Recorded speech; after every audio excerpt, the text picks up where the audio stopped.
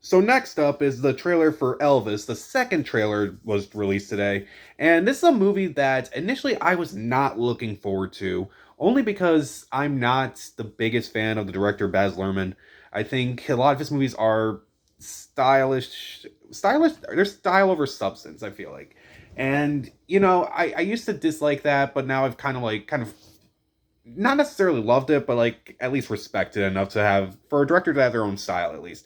Like even though I'm not really the biggest fan of some of his movies, like say Moulin Rouge or his Romeo and Juliet, I'm intrigued by what he's going to do with this. It doesn't look like it's going to be a typical Baz Luhrmann movie. It does look like there are going to be some Baz Luhrmannisms in it, but I feel like he's going to hold that back and kind of give this nuanced take on the king, basically. I am intrigued by this. The first trailer, which I did not do a reaction for, I'm disappointed I didn't do a reaction trailer for that because that was actually a really good trailer, and I'm actually really glad whenever I see that on the big screen. So I'm intrigued by like what's gonna happen. Not necessarily what's gonna happen. I'm intrigued to see like what will happen with this movie in the long run. If this movie is a contender for like major awards, I'll be really I'll be I don't know if I'll be glad, but like we'll see how this movie is. I'm done rambling. Let's just watch this trailer. Our country itself is sick, but it's lost its sense of direction,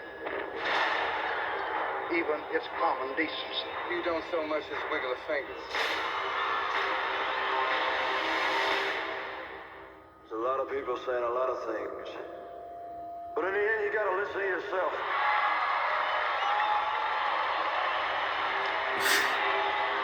At that moment, Elvis the man was sacrificed, and Elvis the God was born. I'm gonna show you what the real Elvis is like tonight. You're looking for trouble? You came to the right place. Looking for trouble? Is he actually singing? Look right in my face. He had no idea what he had done. You ain't nothing but a dog player. I get it. Okay. I wish to promote you, Mr. Presley. Tomorrow, all of America will be talking about my war. Who the hell is there? Elvis Presley. You ain't nothing but a You don't do the business will do you. I'm gonna do what I want to do. Sing the music that I want. dog player. I get it. Well, since my baby left me. Oh, they gonna put me in jail. The way you sing is God-given. So there can't be nothing wrong with it. What is some more for my money? If you don't listen to me, For the show. all that your mama has sacrificed for you will be for nothing. Trust me.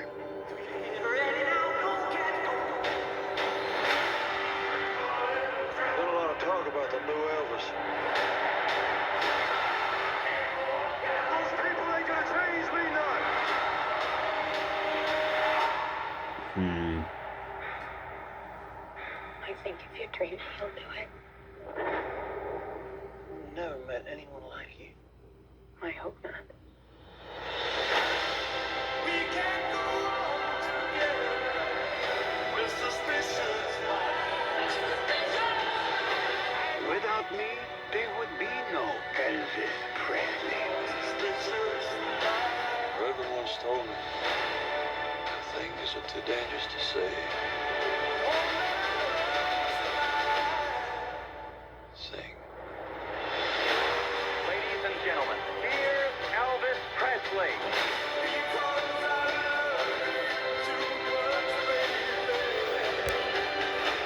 This ain't no nostalgia show. We're gonna do something different. I hope you're doing something different.